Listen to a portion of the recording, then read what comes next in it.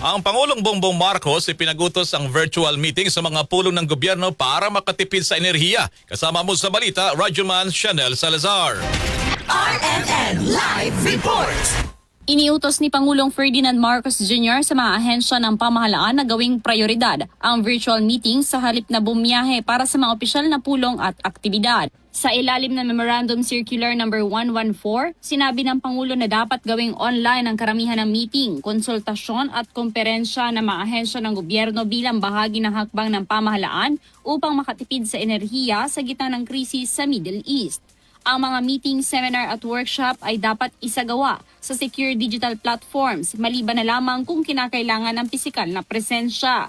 Inatasan din ng mga pinuno ng ahensya na tiyaking may sapat na digital infrastructure ang kanilang mga tanggapan para maayos na maisagawa ang mga online meeting. Dahil dito nililimitahan din ang official travel at hinihikayat ang mga ahensya na gawin na lamang online ang mga aktibidad na maaari namang isagawa nang hindi bumabiyahe. Saklaw ng direktiba ang lahat ng ahensya ng pambansang pamahalaan, kabilang mga government-owned and controlled corporations, habang hinihikayat din ang mga local government units at iba pang institusyon ng pamahalaan na sumunod sa mga hakbang sa pagtitipid ng enerhiya. Kasama mo sa DZXL RMN Manila, Radyoman Chanel Salazar, Tatak RMN.